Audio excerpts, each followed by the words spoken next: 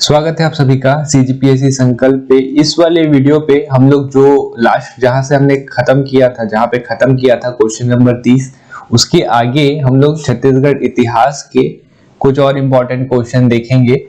तो उससे पहले मैं आप लोगों को एक चीज बताना चाहूंगा कि हमारी संस्था संकल्प एकेडमी के द्वारा टेस्ट सीरीज शुरू किया गया था, जिसके अभी भी 4-5 टेस्ट हो चुके हैं, 5वां टेस्ट बचा हुआ। उसके बाद आपके फुल टेस्ट शुरू होते हैं, जिसमें प्रश्न पत्र 1, 3 चलेगा, उसके बाद प्रश्न पत्र 1 और 2, ऐसे करके आपके 5 टेस्ट बचे हुए हैं। तो अभी भी जो लोग हैं और जो सोच रहे हैं कि टेस्ट सीरीज उन्हें परचेस करना है, तो आप इस नंबर पे मैसेज करके आप जानकारी ले सकते हैं। अब लास्ट के 5 बचे हुए हैं, तो इस वजह से प्राइस जो रहेगा वो थोड़ा सा और ड्रॉप हो गया है। तो जल्दी करिएगा, जिन्हें टेस्ट सीरीज लेना है आप इस नंबर पे मैसेज कर सकते हैं। चलिए आज का जो हमारा सेशन है उसे हम लोग शुरू करते हैं, जहां पे हमने खत्म किया था। लास्ट हमने देखा था दंतेवाड़े की देवी दंतेश्वरी निम्न में से किस राजवंश की कुल देवी थी। तो इसका आंसर तो आपका काकतीय हो जाता। काकतीय के जो पहले नरेश थे उन्होंने बनवाया था दंतेश्वरी मंदिर। ठीक है, आगे आते हैं। इस राज्य में हुए आदिवासी विद्रोह को कालक्रम अनुसार संयोजित कीजिए। मुड़िया विद्रोह, भूमकाल विद्रोह, मेरिया विद्रोह और तारापुर विद्रोह। तो ऐसे क्वेश्चन आपके आते हैं, इसे अच्छे से देखिएगा कि आपको सम्मिलित करने के लिए देगा। तो आपको क्या क्या पता है? भूमकाल विद्रोह आपको पता है ना कि 1910 में हुआ था। इसके बाद तो कोई विद्रोह है ही नहीं, तो बी को तो लास्ट में होना चाहिए आपका। देख लीजिए बी कहाँ लास्ट पे है, ये रहा बी आपका लास्ट में, और आपको कुछ देखने की जरूरत ही नहीं थी। आप सी नंबर को टिक करते और आगे बढ़ते, ये आपका 100% सही होता। ठीक, वैसे एक बार मैं आपको बता दूं, डी तारापुर विद्रोह, मेरिया विद्रोह, ये मेरिया विद्रोह हुआ था आपका 1842 में। मुड़िया विद्रोह आपका हुआ था 1876 पे। तारापुर विद्रोह दलगंजन सिंह, ये भी हुआ था आपका 1842 में ही। ठीक है, तो आपका जो सही क्रम हो जाता है डी, सी, ए और बी। डी, सी, ए और बी। ये विद्रोह देख लीजिएगा, इन विद्रोह से क्वेश्चन पूछा जाता है, तो विद्रोह आपके काफी ज्यादा महत्वपूर्ण है। आते हैं अगला। रतनपुर के किस कलचुरी राजा के सेनापति जगपाल देव ने राजीव लोचन मंदिर का पुनरुद्धार किया था? ऑप्शन है आपके पृथ्वीदेव द्वितीय, बी रत्नदेव द्वितीय, सी जाजलदेव द्वितीय या डी रत्नदेव तृतीय।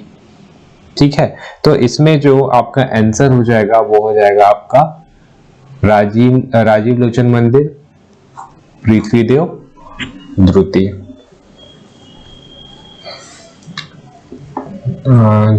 पृथ्वीदेव द्वितीय, रत्नदेव, पृथ्वीदेव, जाजलदेव, रत्नदेव, पृथ्वी। जी ठीक है, रत्नदेव द्वितीय आपका सही आंसर हो जाएगा। आते हैं अगला। किस कलचुरी शासक ने त्रिपुरी के राजा गयाकर्ण को हराया था? त्रिपुरी के राजा गयाकर्ण को हराया था। ऑप्शन है आपके जाजलदेव, बी है जाजलदेव सेकंड, सी है रत्नदेव सेकंड या डी है आपका कलिंगराज। तो आपके जो जाजलदेव प्रथम थे, इन्होंने त्रिपुरी की अधीनता को स्वीकार करने से मना कर दिया था।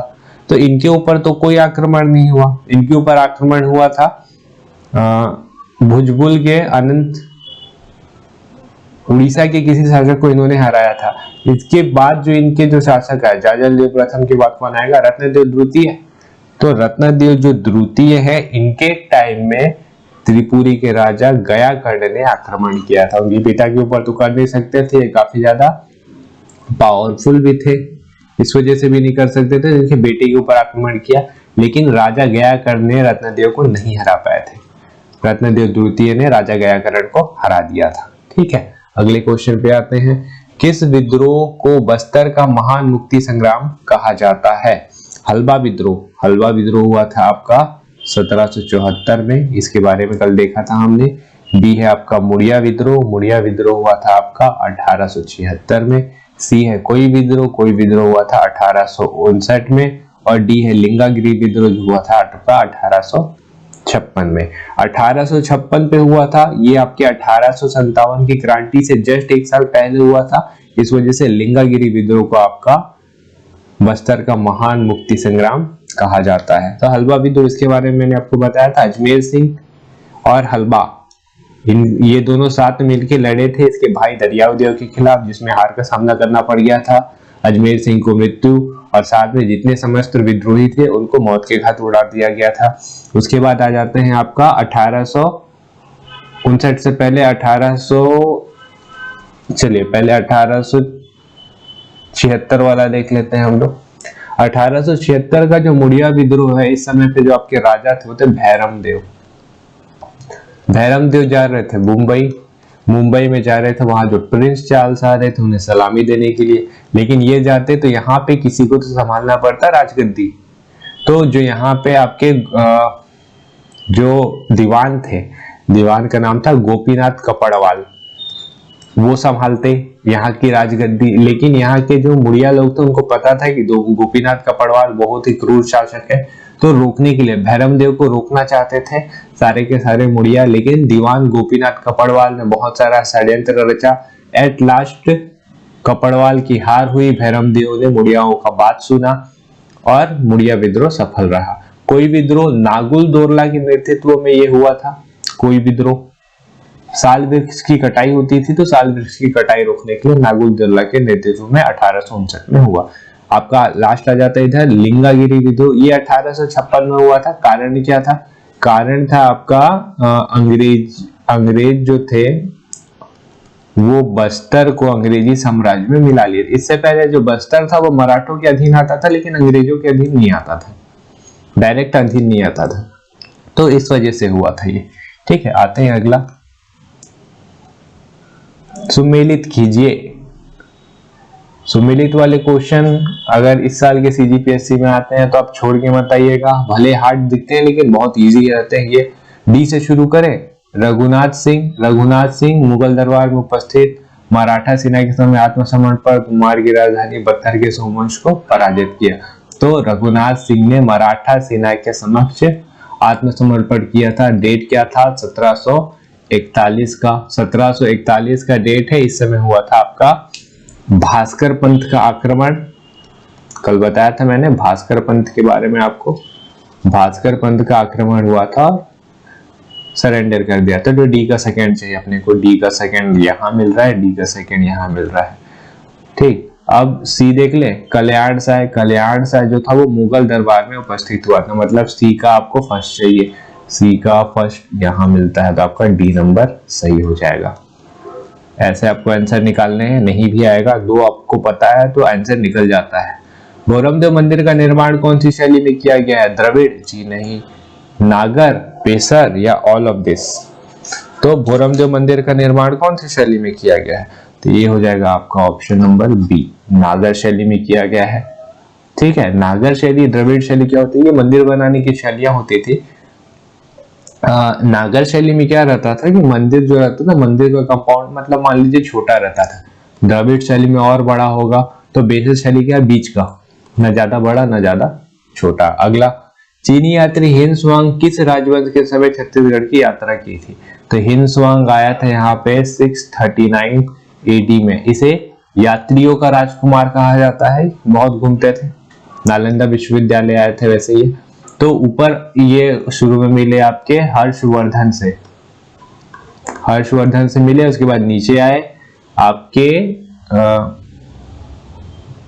नीचे आए छत्तीसगढ़ में किस गली देखे थे ना हर्षवर्धन के समय? यहाँ कौन था? पांडुवंश, महर्षि गुप्त, बालार्जुन।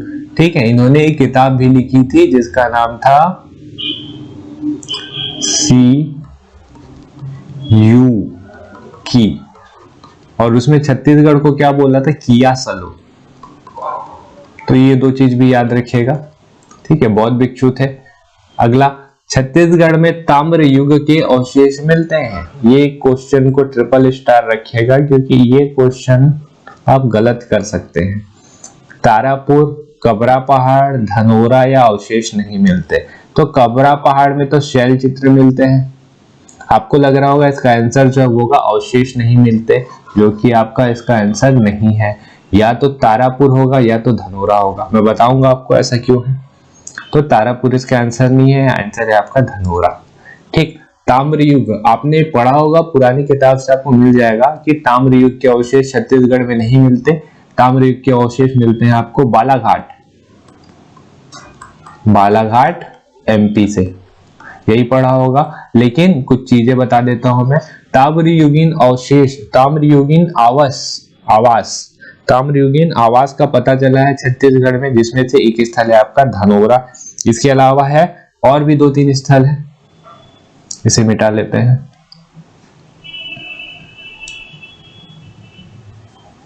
इसे नोट्स में आप अपने ऐड कर लीजिएगा।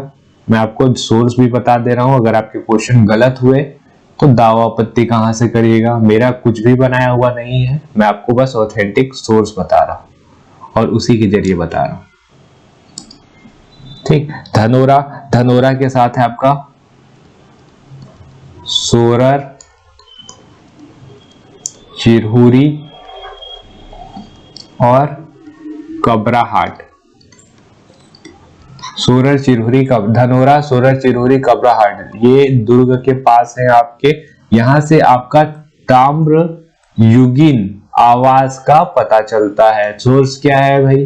बिना सोर्स का ये नहीं होगा। सोर्स है आपका हिंदी ग्रंथ एकेडमी की किताब समग्र की आती है, उस किताब में ये दिया हुआ है। अगर कुछ भी होता है तो आप यहाँ से दावा आपत्ति करिएगा। क्वेश्चन आता है आपका गलत होता है, मेरे को मैसेज करिए, मैं बताऊंगा आपको कौन से पेज नंबर पे दिया है, वहां से करेंगे दावा आपत्ति। किन स्थलों से जैन धर्म की जानकारी मिलती है? ऑप्शन 1 गुंजी, शक्तिमती, नगपुरा और आरंग। तो 3 जगह है जहां से हमको जानकारी मिलती है। पहला आपका गुंजी, दूसरा है नगपुरा, तीसरा है आरंग। तो बी नहीं होगा, तो सेकंड नहीं होगा, 1, 3, 4 होगा। किसकी जानकारी? गुंजी से आपकी जानकारी मिलती है ऋषभ देव की। ऋषभ देव कौन थे? आपके जैन धर्म के पहले गुरु। ये ऋषभ देव वही हैं जिनकी जानकारी आपको महाभारत टाइम से मिलती है। ठीक है, तो काफी पुराने हैं ये। उसके अलावा नगपुरा, यहाँ पे जो इनके 23वें गुरु थे पार्श्वनाथ, उनकी जानकारी मिलती है। और आरंग आपके जो इनके सबसे ज्यादा प्रचलित गुरु थे, जिन कौन थे आपके? महावीर स्वामी, इनकी जानकारी मिलती है। महावीर स्वामी के बारे में तो कोई ना कोई पढ़ा ही होगा या सुना ही होगा। पहले गुरु थे ऋषभ देव, तीसरे थे आपके पार्श्वनाथ और 24वें थे आपके आरंग। और यही 3 गुरु ही आपके इंपॉर्टेंट है। बाकी गुरु अगर पढ़ रहे हैं तो मत याद रखिएगा, जरूरत नहीं पड़ता है ना इंडियन हिस्ट्री में ना छत्तीसगढ़ हिस्ट्री में। अगला, नलवंशी भौदत्त वर्मन ने वाकाटक नरेंद्र सेन के ऊपर आक्रमण किया, जानकारी मिलती है। अब देखिए, नलवंश और साथ में वाकाटक, इन दोनों के बीच में लड़ाई हुई थी और लड़ाई लंबी चली थी। ठीक है, नलवंश और वाकाटक।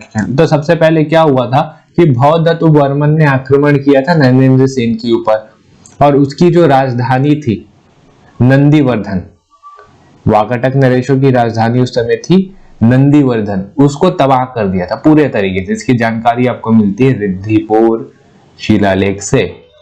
ठीक, इसके बाद क्या हुआ था? भौदत्त वर्मन का बेटा आया, भौदत्त वर्मन का बेटा स्कंद वर्मन और नरेंद्र सेन का बेटा हुआ पृथ्वी सेन। इस बार वाकाटक नरेश पृथ्वी सेन ने भौदत्त वर्मन के बेटे स्कंद वर्मन के ऊपर आक्रमण किया था और नल वंश की जो राजधानी थी पुष्करी, उसको तबाह कर दी थी। उसकी जानकारी आपको मिलेगी केसरीवाड़ा अभिलेख से। ठीक, इसके बाद इसका तीसरा होगा भौदत्त वर्मन, स्कंद वर्मन,